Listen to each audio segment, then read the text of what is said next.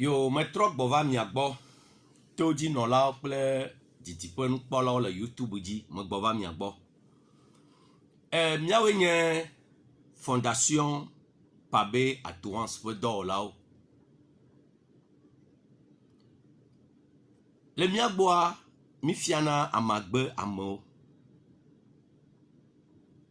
Amagbe yiwo ke nye nu mi hiã be miamɔ nu dze wo ŋuti hena miaƒe lãmesẽ. Mi wɔna wo ŋdɔ. Nenema ke mi ɖena nu nono kple atikewo tona go le me. Eye miaƒe produitwo le terrain dzi si gbe leke mi nya ne. Mexɔe se be wole nyui wɔ na mi.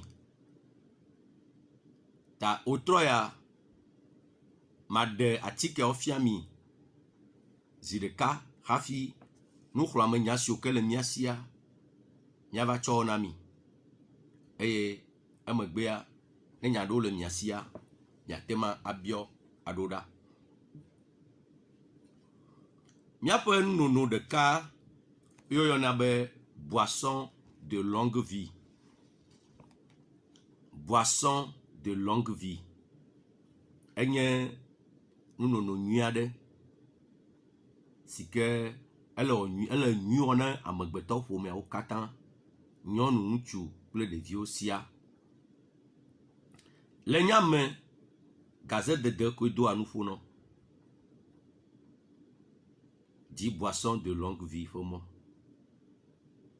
Le yikɔndzi wobe mauvais cholestérol do nuƒonɔ. Di boisson de longue vie ƒe mɔ. Edzi dona nuƒonɔ. Di boisson de longue vie ƒe mɔ. Ela wɔ nyui nɔ. Ela kpe ɖe ŋutiwo. Wobe fua wo megale wɔ dɔ nyuiwo. Nuke la di o. Boisson de longue vie. Ele ɖo la dzi. Kple boisson de longue vie wo lãmesẽ ƒe nyawoa wo la trɔ gbɔ va. Ok. Eya menye dɔ la le hafi ava di mɔmɔ. Elabe engrais ƒe nu yiwo ke ɖu mi le. Ebena ɖe boisson de longue vie egba ɖiɖina acidité. Ela na be etsi ke le lãme ne wa ela nɔ alcalin. Ela nye akam. Eye ne nye be lãmetsia nye akama, ŋutilã atema nɔ dɔléle ɖo ɖe ɖa le ɖokui si.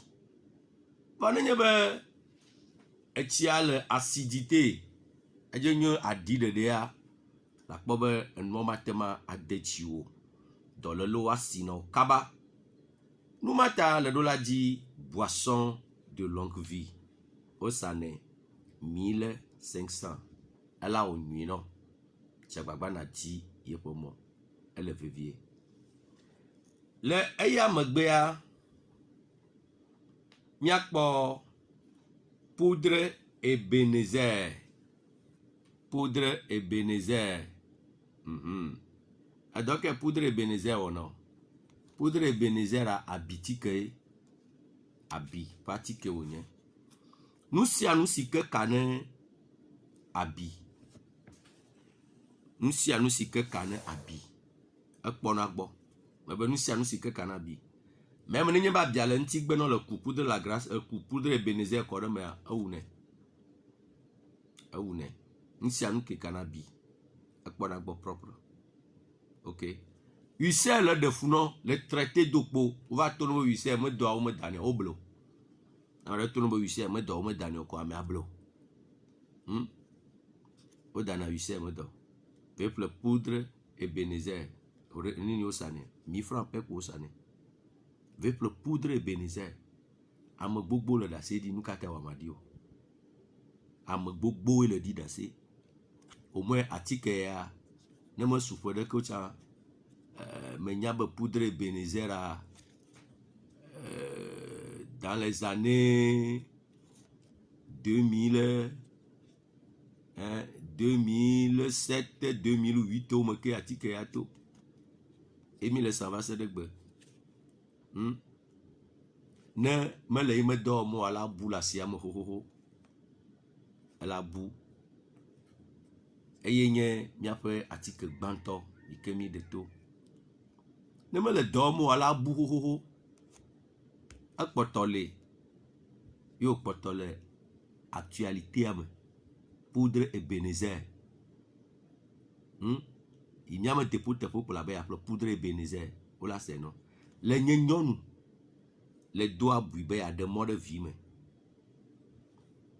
fifia va ti kɔnɔ le dzo va dɔ ne eklotevi wodzo le te lekpelekpe le ɖiku asi ɖo anyi amegba le vavam le dzo va tsɔ abuia tsa ɖe alo game alo doe nɔwo leke wòanoa gamea eva yi vɔ kakea nyaya ne le ekpe le asi ɖo anyi ame vavam le be afɔfo angbate le fɔm awo adi ya wode na me ne woaɖi ya ŋkpɔ vɔ eve gblẽ ŋɖo ŋkea dzo la dzɔ vedi Ebenezer yi ɖe miame teƒo ɖe nabe aƒle Ebenezer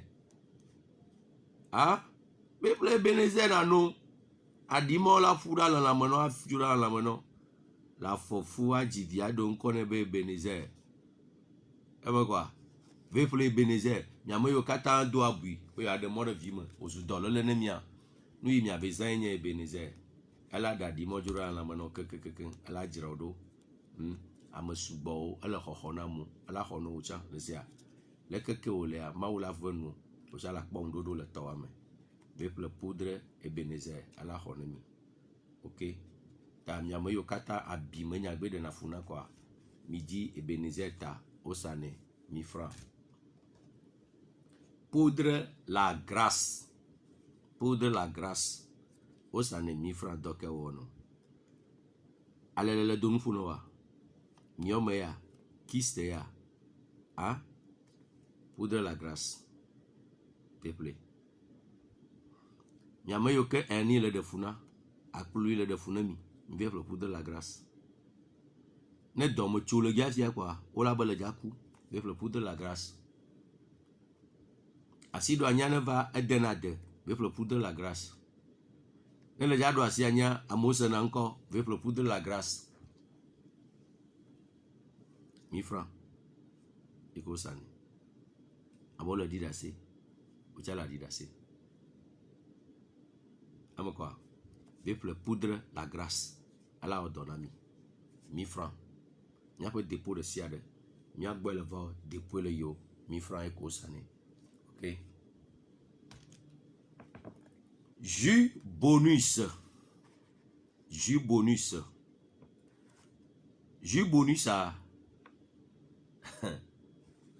ele wɔ yi me dɔ mi da kpe ne mawu ɖe ta jus bonus le wɔ yi me dɔ ame yiwo ke ʋu vɔvɔ ƒe dɔ ko mi lena anémie mi vie ƒle jus bonus ne le wɔ dɔ vitukui ɖe kɔa enu la ti kɔ no kekeke la be yatso me vie ƒle jus bonus funɔ ɖe le to dzi le ɖo to ma jus bonus le veve jus bonus le veve nu nyiamo le me nu nyiamo wola mawu tsɔ enu da ɖe mia gbɔ lo mawu tsɔ nu da ɖe mia gbɔ enuwo le ke woakpe ɖe mia ŋuti ɖeko mi le ƒoƒu mi trɔ tsɔ va na mi vie ƒle jus bonus le nya me le vɔ le va kpɔ be eƒe agbaze me le ele la yi agbaze wo me le ele ŋlɔ vedi jus bonus mɔmɔ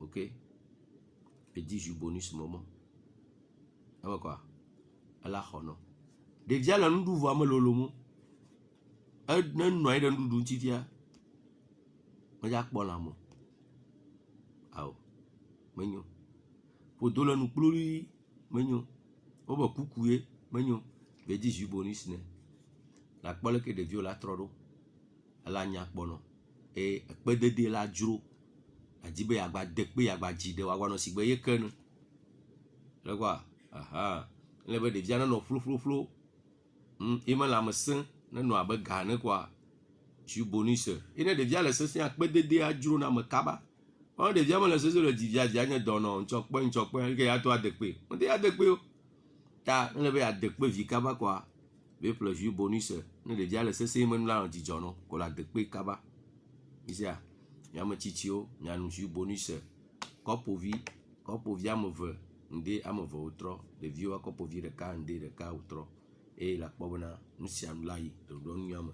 Eviwo melɔna be yeaɖu nu, wome fɔsuna ame woɖuna nu ɖe. Miava lé ɖeviwo anɔ mɔwo akpa sesẽ, alé ŋɔtinɔ be yewo léna nuɖuɖuwo. Ŋutilã ɖo la bia nuɖuɖua. Ema ɖevia la nɔ constipé parce que ŋutilã mele di be yeaɖu nu. Ɖevia mele lé dɔvɔa, meɖuna nu. Migba fɔsio, ŋutilã ŋutɔ la réclamer nuɖuɖu. Edɔe wuna amewo ɖuna nu. Ŋutilã ehiã naɖe, ne nua ɖo mea, ela réclamer nuɖuɖu. Woyɔ nua me ŋkɔ be jus bonus. Eviwo la ɖu nu keke la va gblɔ via gba nuɖu makpa. Jus bonus, midi eƒe mɔ ne mia viwo. Ela wɔ wo nyuie. Misia, sinusita, enye atike aɖe si ke dana abinɔ tagome si ke miyɔna be sinusite, ye wodana, miyɔna atike ŋutɔ be sinusita. Atike ya nye atike nyui aɖe.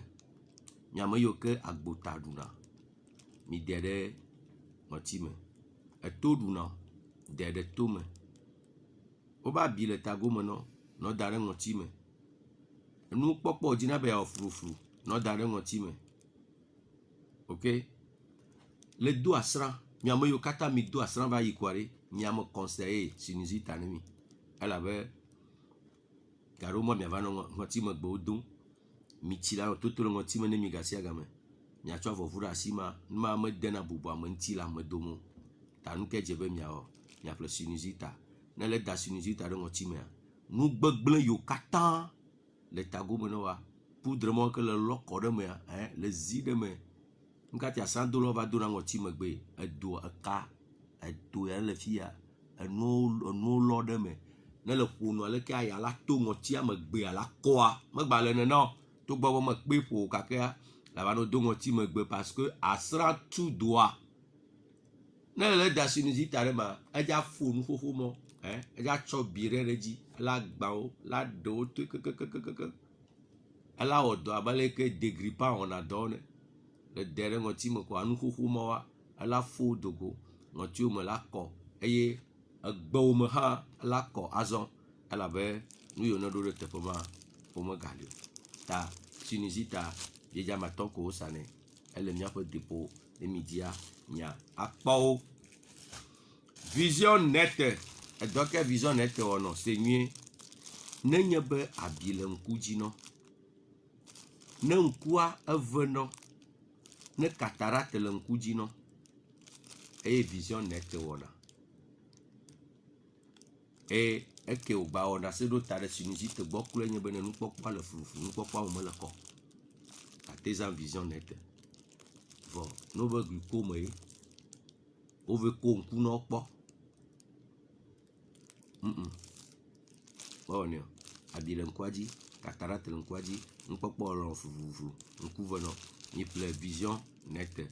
Eya ŋku dzi wodanɛ ɖo. Esia, wosanɛ biedze amatɔ. Ele miaƒe depo teƒewo katã miakpɔ la ƒle. Ok? Fifia miava efiavia gbɔ. Amewo yɔnɛ be edromatike. Amewo da ŋkɔ ɖe dzi be efiavi. Vɔ ŋkɔ yi ke nye ye ŋutɔ tɔa, ye nye Zoe. Zoe nye atike ŋutɔ ƒe ŋkɔ. Woyɔnɛ be Zoe. Zoe si ke gɔme nye Mawu ƒe agbe. La vie de Dieu. Nu katã mi tsɔ ŋkɔ na atike ya be Zoe o.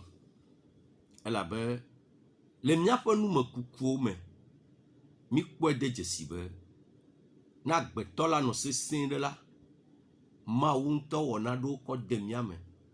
Woʋlina miaƒe lãmesẽwo ta. Wowɔna aʋa kple miaƒe dɔlekui yiwo katã ɖona lãme na mi.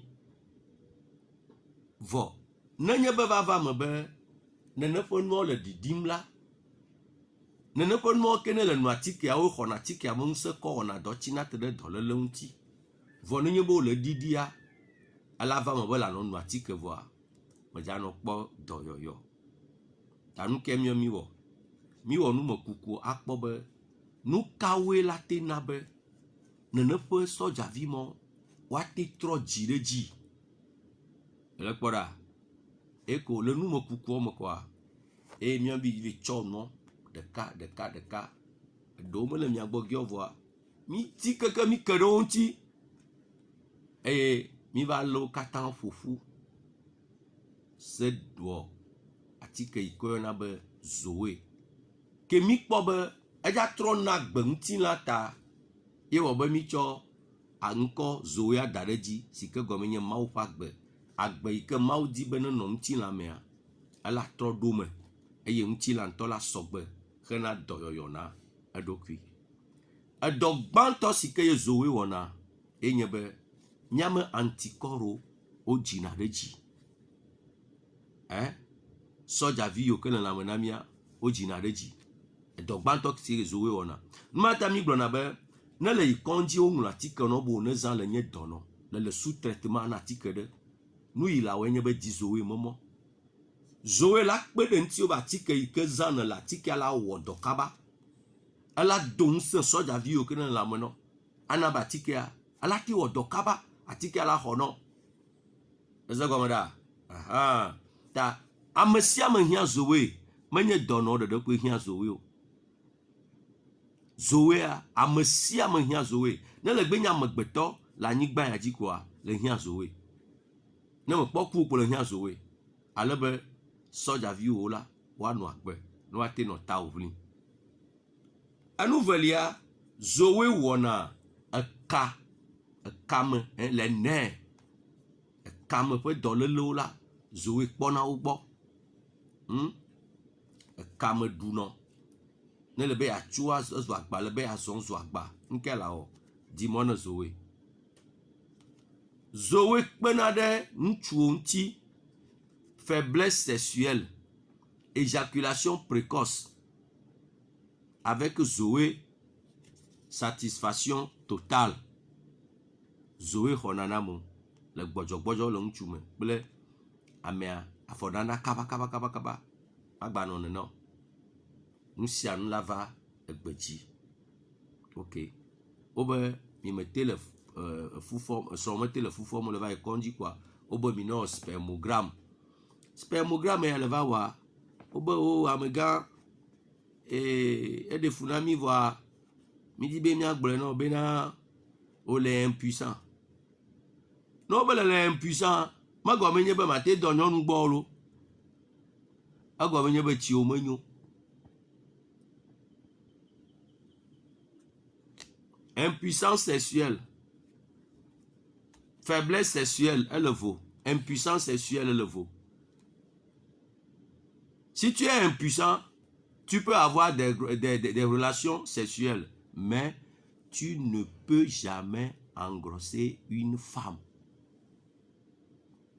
Maté de faux. Ta, ni pas bena ou les impuissants. Mi va les couper quoi ben que impuissant et ben niveau que les ma mi va les quoi ben onye oligo onye azo onye ni et pour le choix si plata la viva nga viva me le via ah ba va vio be di mon zoe la be di mon zoe mi on chu yo mi te do na fo be di mon zoe sia nyama ma ganye nkpefio yomi ne mi kpa ko yomi de la epule leke la zin de mi afion ama quoi sans zoe nyama ya de ya la sans zoe propre nyama la kpa le do va konji kwa obo diabète le ntio vo obo we diabète be do an ni be va tu kare be do na melo gato be do yelo le ke glo nyama no Mawu de fike Mawu ya we Mawu nya be ma sia me la nya xose to anya gbedodo ro ala be mi o ke mi o ja Jésus Christ to ni mi o ke mi Jésus Christ to am ke ja ire jo ma vo am parce jo ma vo chale amode ko le ma igbe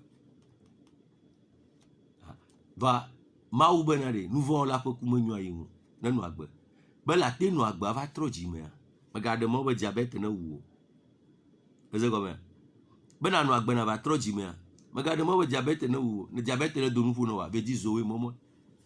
Ati que beaucoup le prendre au lélé, de 2000 me qu'on avait pour le Zoé.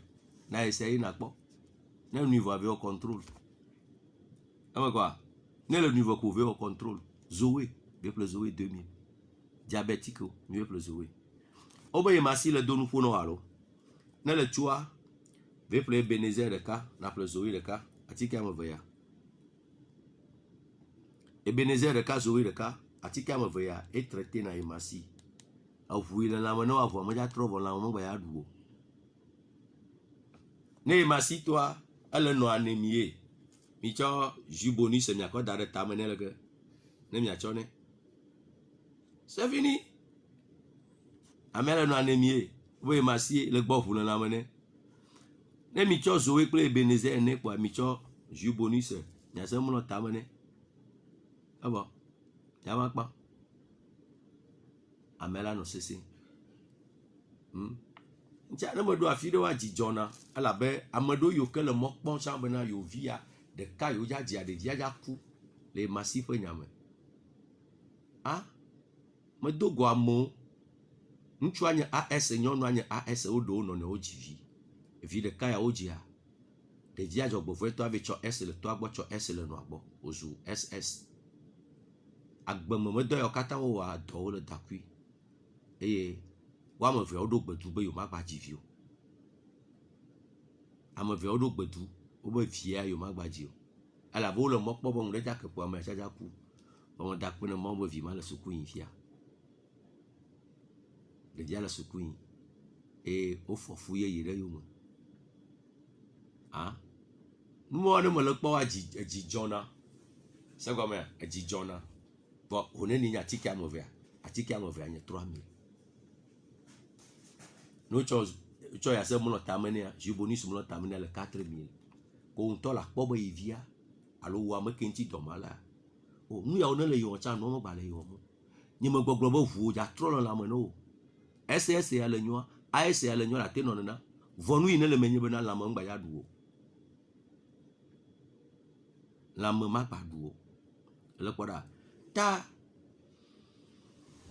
produit olive nenye ba we la gbajo ku domo mo ku fia okpo bo gama o nyina lo menyo isia ne ba va me be fibrome le donu fo no Zoéa ne nyon le no Zoéa fibrome me miona le fo do menio ne fibrome ma kpole o kista ma kpole o mioma ma kpole o ile le za Zoéa me gba ku dre bo wa va kpo ne icho mo te ja kpo na o nu ina o ja kpo na o enye bena kele le no Zoéa ado enu sogbo le do kweme inya ana be ntina wa ala no alcalin si vous voulez que mi glefia le jus boisson de longue vie ntiene que fibromate miole mo vone nye be ntina acide ne nyonu ne acidité elle le miama la mo suboa elle favoriser na miome ple kyste ple fibrome va se développer mais avec Zoéa matema mio vone nye be va be ajo miovo o le ojo kweno hafi le va le se atike openya nkele jao le jave pour de la grâce que ndana que wana vous plaît fibrome le japle azon le japle Zoé akokperenti niveau ike fibrome le kenglo jatika nunwa aja no teregema que Zoé le itaja no teregema ba te évoluer ko fifia pour de la grâce ala de hamadeji ale ike wa wea ala we no la po sia ya miama yo ke fibrome le mianti vo okwe ne mia zan pour de la grâce ple pour de la grâce ple Zoé emilo laza amo kwa fifia we ale nyonu le divi asido anyama nyonyomo no nyonyomo afokpoji le do ya fia we trompe me da problème le abio le no le pata zan le dibe ya divi awo mi ma chaka no nu mi awo kwenye banade na le bi mi ame dépôt tepo de ya biatika me tonta pour de la grâce Ebenezer Zoé ne le pratique ya me tomare ne le do apo man ke la o chop Ebenezer ple Zoé dare du na nke matin kwa do chijoji echi yoyiro kubi akopo mafa kodare na chondu gachi ku Ebenezer na wadwe kwedeme brudenti na seno na tsɔ da ɖe trɔ kutsi aɖe kɔpu ba trɔ kutsi aɖe kɔpu ame ke wa ma me trɔ de zowe nuɖugatsi ɖeka kɔ ɖe me blui ɖe ŋuti tsɔe no na tui da ɖe ko na dzo yi ɖe dɔwɔwo dzi la te nui vɔ keŋgbɔ la ɖu nu alo la ɖu nu vɔ keŋgbɔ la nui ko dzo yi dɔwɔwo dzi nɔ game kpɔm ele game kpɔ kekeke ne gbe wɔ gaƒoƒo ɖeka koa trɔ gbɔ va na va kutsi bu na ku coup de la grâce nuɖugatsi ɖeka akɔ ɖe me ablui ɖe ŋuti ase nu eye wòtrɔ la nuwo keke ŋde anui wòtrɔ vɔ ɖe mɔ ɖe Ebenezer kple coup de la grâce womate tsã ɖe du ala va ƒo ela ƒo ta la te no Zoe kple Ebenezer coup de la grâce va nui gaƒoƒo ɖeka megbe alebe enua woate ma ayi nyui ɖe ne le nenema na atike ame etɔ̃ ma le yia ne tasi wòƒofi de wo tsã ala va tsi ɖo ɖe kokoko negbe ke vidzidɔ mele ƒodo me ne o ne vidzidɔ le wozu be dɔ wuluwului ke ne tsi na tre ɖe nyɔnumefu fɔfɔ ŋuti eye la nye nya Mawu la wɔe nɔ ɖo ɖe eye wòatsi ɖo ɖe ke míaƒe atike ke ne le mía siawoe ma Zoea eya wɔna nu sugbɔ mi mete gblɔ na ye menyawo vɔ egba tsi na mlima le eƒlelawo ŋutɔwo gbɔ Zoe le da digbo ne se tsaka kple miel ɖeviwo ke wo ranime ɖeviawo va le développer épilepsie adigboa ne ɖevia le seƒo la bu ɖo ɖokuia megba kɔe ɖe vodufo megakɔe yi tsɔtsi xɔ me tsɔtsi xɔ menya yo me voduƒe ƒe nya yo ɖevia eɖo problème cérébral nke le be na wɔ nɛ o ve ƒle anyi tsi demi litre na ƒle Zoe ɖeka na kɔ ɖe me na blui ɖe ŋuti nuɖugatsi ɖeka ŋde ɖeka wòtrɔ eviwo la haya nɔ ɖe sia ela kpɔ gbɔnɔ keke ɖevia no gblɔe ne sia ko ŋlɔ be yiƒe susu mete le nu nyui ɖo anyitsi demi litre Zoe ɖeka mélanger vɔɖo to na se nya ya nenye be adigbo ya na adigbo medo mi da ku atikea ne mi kɔ Zoea ɖe mea dzagbagba na ve wule ɖe banyigba me lo la wule ɖe nu ɖe me alo me te kpɔ teƒe ɖe keke la wule ɖe wozu be lumière ma yi gbɔ wa le te ɖe gu la ɖi ɖe gu me le kɔ atikea ɖe anyitsia mea la te ɖe gu aɖi ɖe gu me parce que meɖo la kpɔ lumière o atikea meɖo la kpɔ lumière o moins 5 jours ne wɔ nenema nu bubu dzɔna le me menye bokɔ ho menye dzoka menya yo menye dzoka menya yo ne Zoea kple anyitsia le tsakea ne le dzase da digbo dɔ ya ame adigbo le ŋuti vɔ ele développer na crise le ya dene ya ne le kɔ anyitsia Zoea ɖe anyitsia mea soit la ɖi ɖe gu me wòanɔ gema la tsɔ ke tsɔ dzi wòanɔ gema 5 jours la va hoe atrɔ kplɔ atukpa alo atrɔ gua keke kpɔa adze zazã ne ma wɔe nenema wa bla rɔba ɖe ŋuti rɔba noa na tsɔ nu tro ŋuti keke kpɔa la teve kɔe de valise me la tui alo la kɔe de avɔwo gɔme le banyigba me parce que meɖo la kpɔ lumière o ŋkeke amatɔ ise gɔmea menye dzoka menya yo parce que produit ne wodo go nenema nenye be mekpɔ lumière oa nubu ya trɔ dzɔ le me nyemate ɖe gɔme na wu mɔ vɔ me ka ɖe dzi be le senya yi gblɔ me le se gɔmea la te ɖi ɖe gu me lo alo la te abutu kekeke akɔ de na ɖe me ke lumière ma yi gbɔ ne ŋkeke amatɔ va yi vɔ kpɔa ne miatsɔe ne mia azẽ ne zona le ɖe fu ne wa vedi Zoe nanɔ nui nakɔ ɖe yɔkumi me nakɔ nɔ ɖoe na bi maku le kɔ ɖe yɔkumi me le ɖoea ewu nɛ tensionnaire ame yiwo ke tension le do nufo ne mi tension le do nufo ne mi jus et boisson de longue vie kple Zoe ela na be wo kame asẽ ela yi nyui ɖe fain eme kɔa aha ke ma yi vi ɖe ne ma atrɔ va ela de mia dzi ŋutɔ eyi zã ɖe